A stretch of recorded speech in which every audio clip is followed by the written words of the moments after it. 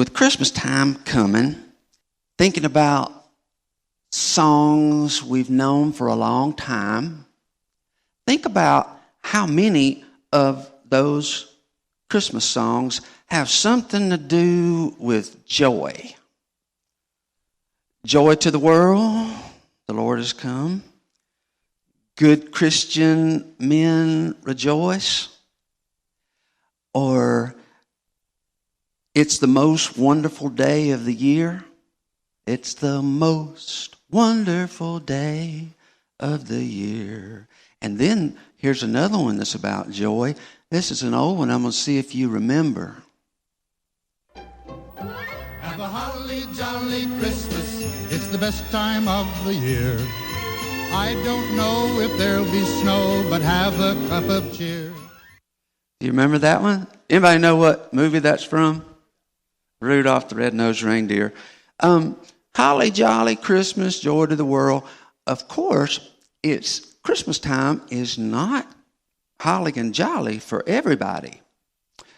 It's a sad time for some people because some people have lost a loved one and Christmas brings that back. And there's a song about that too, about this poor family who lost their grandmother in a tragic drive-by incident.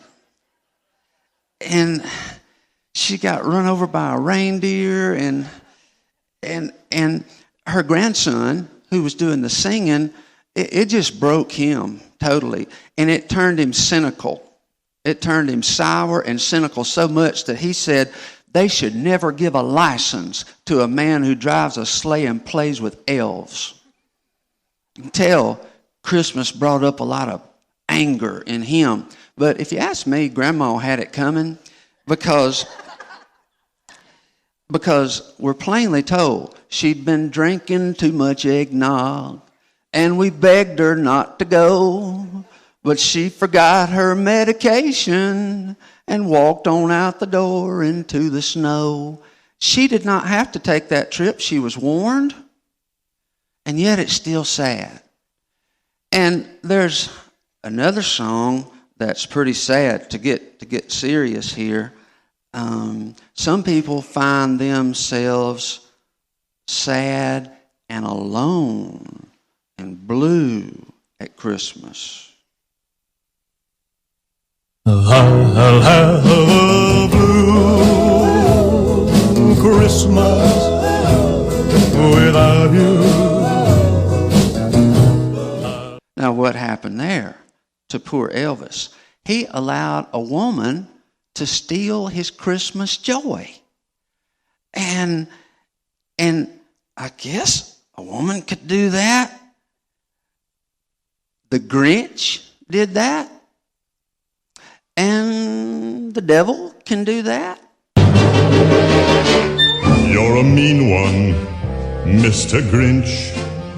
You really are a heel. You're as cuddly as a cactus. You're as charming as an eel, Mr. Grinch. You know how the Grinch stole Christmas.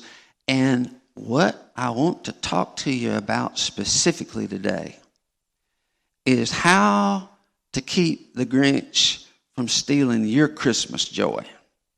And the Grinch I'm talking about is the evil one. The evil one is like the Grinch in that he's miserable and misery loves company. Some of you remember how the Grinch lived high on a mountain, but he could hear all the Who's down in Whoville singing so happily, and he couldn't stand to be up there so miserable when they were down there so happy, and so he decided to steal it. Well, there's a Grinch who will steal your Christmas joy if you let him. He steals it from a whole lot of adults. Have you noticed that at Christmas time, there seem to be more joyful children than there are joyful adults? Children, even sick children, even poor children, wake up on Christmas morning and wake you up at 5 o'clock going, woo-hoo! And it's blue for you when you hear that. Because maybe somehow you've lost your joy. When Jesus came to make sure we'd have joy, and one of the very first things that the angels said after Jesus was born was, I bring you tidings of great joy. For unto you is born a Savior who is Christ the Lord. Joy. That's what Jesus brought from the very beginning. And Jesus himself talked about that joy in John 10 and verse 10. He said, the thief, that is the Grinch, the thief's purpose is to steal and kill and destroy. My purpose is to give them a rich and satisfying life. His purpose is to give you a rich, satisfying life, a joyful life. But I wonder if you were to get really honest, really quiet, and look deep inside, and think back to when you were 10 years old, and what a joyful time of the year Christmas was, and compare that to the way you feel right now. I bet you there's a whole lot of us who aren't nearly so excited and joyful as we were when we were 10 years old. Why? Because that Grinch has stolen a lot of our joy. And what we want to do today is expose some of the ways the Grinch steals your joy. Remember that Jesus said, the truth will set you free? Well, lies will take away your freedom. The lies of the Grinch are actually joy stealers. And so I want to give you several examples, several ways that the Grinch will take away your joy, and it'll be gone before you even realized he's been at work. First one is he will plant the idea in your mind that for some reason you do not deserve to be joyful. You've done so many bad things, and he loves to remind you of them. And every time he reminds you, you lose a little more joy. You feel a little lower, a little further from God. Notice I said you feel further from God. That's part of the trick. In reality, God is as close as ever. But when the Grinch can get you thinking about what a terrible person you've been and the bad things you've done, even though God's already forgiven them and put them away as far as the east is from the west, he'll still bring them up. And you'll start thinking, somebody like me, I don't deserve to be joyful. Other people have this a related problem, I'll say. Some people almost feel like it's bad to feel good when so many other people are hurting.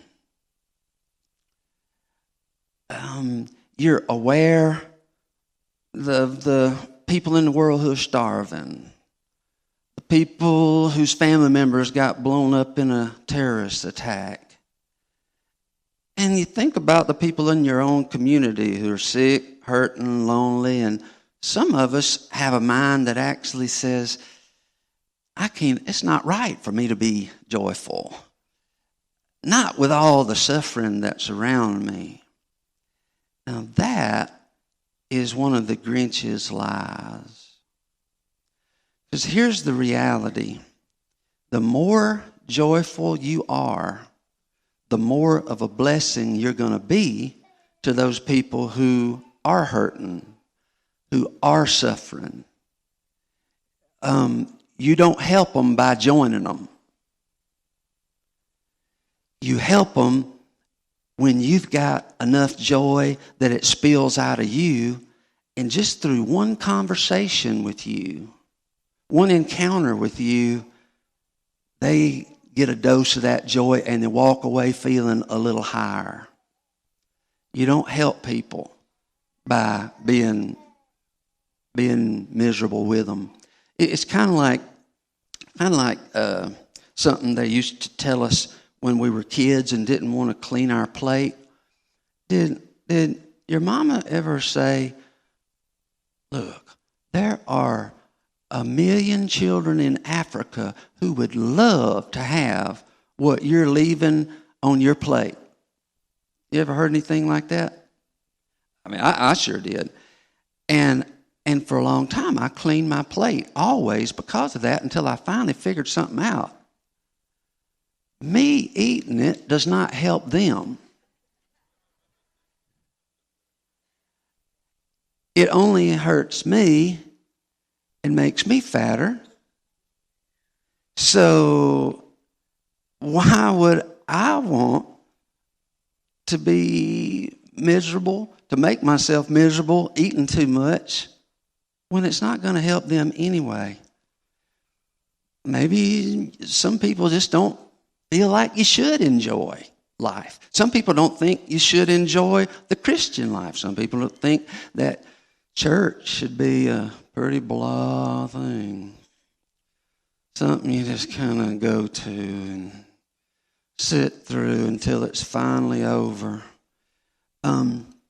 Several months ago, we had a guest who only came once, but he filled out a card, said he wanted to talk to the pastor. So I called him, and he said, well, I got to tell you, you said something that really bothered me.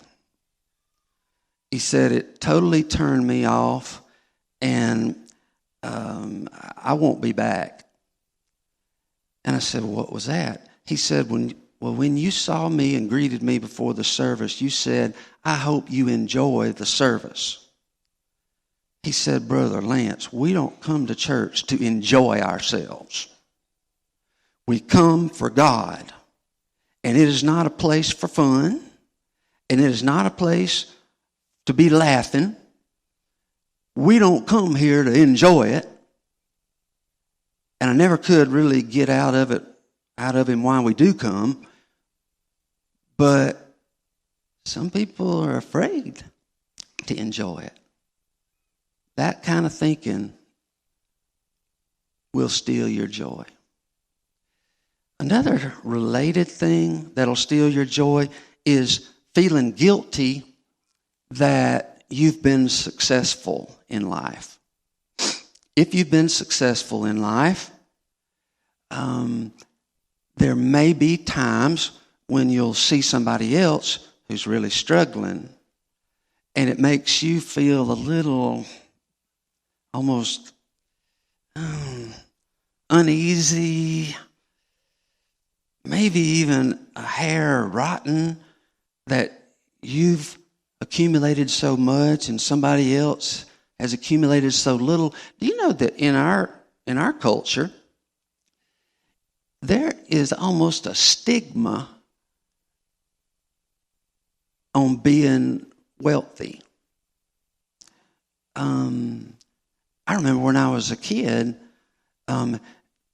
kids would say to another kid, "You're rich." And they, "No, I'm not. No, I'm not." Didn't want to be associated with that. Ashamed of that. A whole lot of people think that way because the assumption is if you're rich, you're obviously greedy and you obviously did something crooked to get there. Well, beware of that kind of backwards thinking. It'll rob you of joy. Here again, the truth is The more successful you've been, the more generous you can be. The more you've prospered, the more you're in a position to help other people prosper. And in the scriptures, 3 John chapter 2, it says, I wish, brothers and sisters, I wish above all things that you would prosper and be in health. That's the truth. Watch out for any lie that makes you feel guilty for doing good, for doing well. Here's another tactic of the Grinch, and it's almost just the opposite of the one I just talked about. And this is a problem for people who've not yet made it in their career, financially, not yet had kids, not yet found the right person to marry, all that kind of stuff. The Grinch will speak to this kind of person and say, of course you're not happy now. There's no way you could possibly be joyful with your life the way it is right now. You're going to need more. And once you get more, then you'll be happy. It's called the win game. W-H-E-N. I'll be joyful when something finally happens. When I finally meet the right person. When I finally have kids. When the kids are finally gone. When I finally get a good job. When I finally get to retire from that good job. When. I'll be happy then. And the idea is, the truth is, the devil has tricked you into believing that having more is going to make you happy. Sigmund Freud, who was not even a Christian, once made an observation and a comment that is pretty Christian. He said he would much rather, in his therapy, his counseling, one-on-one psychoanalysis, he would much rather work with a rich person than a poor person. Why? If you're cynical, you'll say, well, the rich could pay him more. No. He was already a wealthy man, had more money he could ever spend. Why did he prefer working with the rich? He said this, because the rich already get it. They already understand that money is not going to make them happy. They already understand that money's not going to make them happy. Whereas the person without money, not always, but too often, thinks, if only I had the money. It's a lie. Whether you're rich or poor, don't believe that lie. It'll steal your joy. You know, if you're not careful, you'll waste your whole life getting ready to live. And you'll come to the end of your life and realize you haven't ever really appreciated where you were at the time. And it's probably because no matter what stage of life you're in, there's always going to be at least one or two things that you don't like about that stage. And you're likely to let the Grinch get you so focused on the things you don't like about it that you totally don't see the good things about it. For example, when I was in my 20s,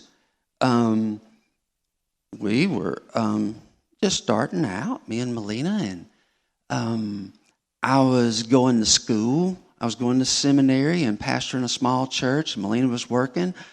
And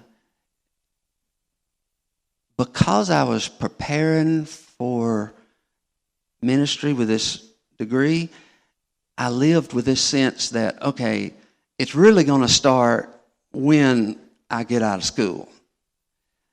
And that's when we're going to start moving up, and that's when it's really going to happen. Now is nothing but preparation. You know what? I failed to appreciate a lot of good things I had during that time. For one thing, I was so healthy. Not bad now, but I mean, I could do whatever I wanted. I could jump on the back of a bareback horse with nothing on but a pair of cutoffs and just boogity, wide open, doing like this as I went. I can't do that now. I wouldn't dare try. I had lots of things that were good about my life then, but I didn't appreciate them. Also during that time, I had a lot more hang-ups than I have now. Still got plenty, but I had even more then. I've told you before, during that first few years of marriage, I didn't treat my wife as well as I should have. Also, I wasn't as good of a pastor. And not saying I'm a good one now, but I'm a whole lot better than I was then. Because I had very poor people skills, very poor at pastoral care, and had virtually no leadership ability during that time. And you know what? God used me anyway. So don't wait until you get more righteous, more spiritual, you understand the Bible better. Don't wait till then to start serving God and finding the joy that brings. Because if you do, you'll miss out on the opportunities you have right now. I read once about a family who had a cracked water pot. And they had to walk to a spring about half a mile from the house every day, draw water, bring it back to use at the house. And because this had a crack that they couldn't even afford to fix, the whole way back, a little water was trickling out, and they were so aggravated that they were losing water as they went, until the late spring when flowers started popping up, not everywhere, but exactly where that water from the cracked pot had been dropping. I'm telling you, God can use cracked pots. And if you're a crackpot, don't let the Grinch tell you that you can't have the joy of serving God. Here's another one. Fear. Fear. If the Grinch can fill you with enough fear about what might happen, it'll take away your joy. I want to give you some examples that you're liable to hear during the day or during the evening when you're watching television. Why the food you're eating could be hazardous to your health. Why the clothes you're wearing may not be safe. How your vacation could kill you. Details at 10. And here's one that hits a little closer to home. I read it from a magazine just 2 weeks ago. Since 9/11, about 30 Americans per year have been killed in terrorist attacks worldwide. Total number of Americans killed in terrorist attacks, 30 per year. That is roughly the same number as were crushed to death each year by collapsing furniture.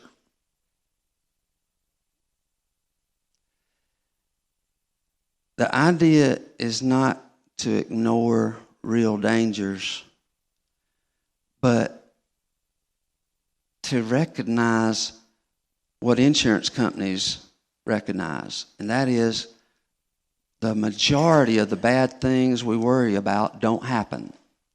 And that's how insurance companies make a living, because they understand that what you're worried about is probably not going to happen. And it'll happen seldom enough that they can afford to pay out on those occasions and still come out ahead. Not saying there's anything wrong with insurance. I'm just saying that demonstrates what we're talking about here. But some people are so obsessed with not eating this and not trying that because it could really hurt me. My kid could get injured, or I might wind up sick. I'm not going to try that. It seems like some people's goal in life is to arrive safely at death.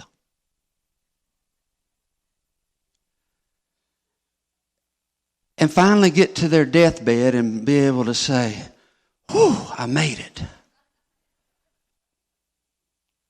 I don't think that's what many people are saying. If anything, they're going to be regretting all the things they didn't do because they were afraid to try. They were afraid to risk. And they missed out on all the joy that would have come through that. Here's one more.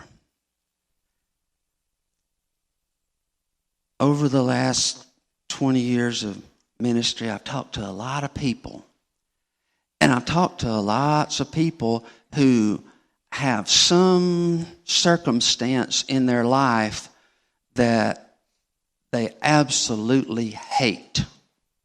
And usually the whole reason they want to talk is they're upset about this thing that is making them miserable, this thing that causing them stress, whether it be something about the job, relationship, whatever. There's something that's keeping them from being joyful. And thank God, some of those people are willing to make drastic changes in the way they do things and even in the way they think, so that they actually do change. It actually does change. But you know what a lot of people do? They really just want to complain about how bad their life is.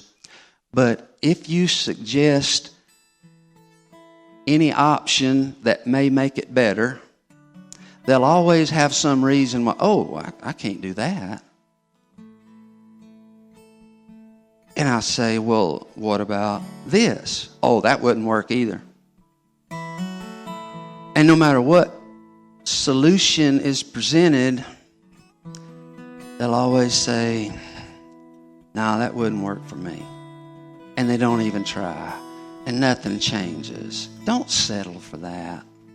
The Grinch would love for you to settle for that. I want to give you a little test that you can take at the end of most every day.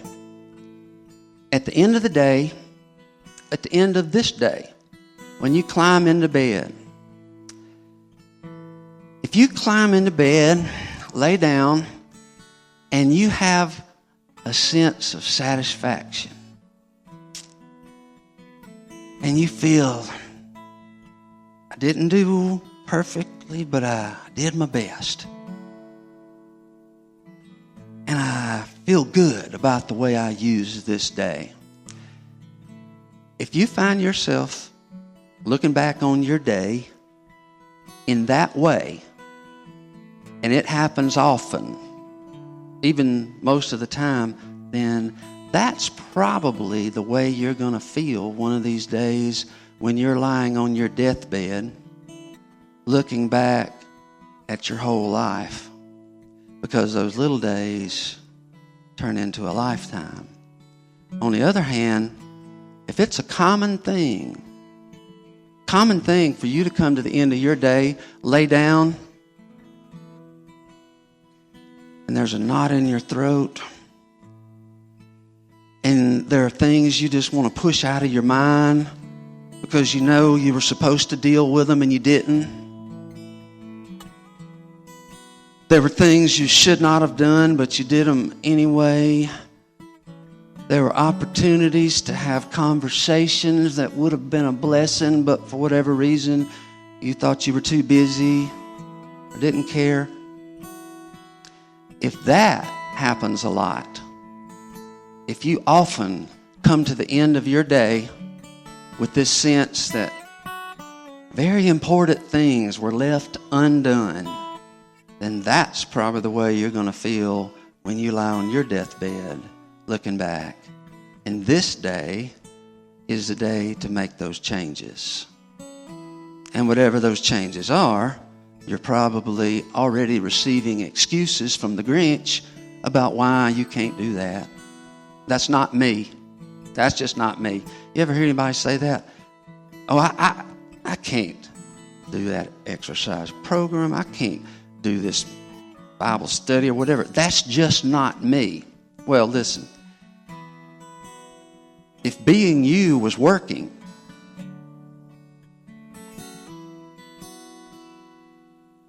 maybe you wouldn't be in such a bad place. He wants to give you joy. Don't allow the Grinch to steal it. Jesus wants to give you life and life abundant.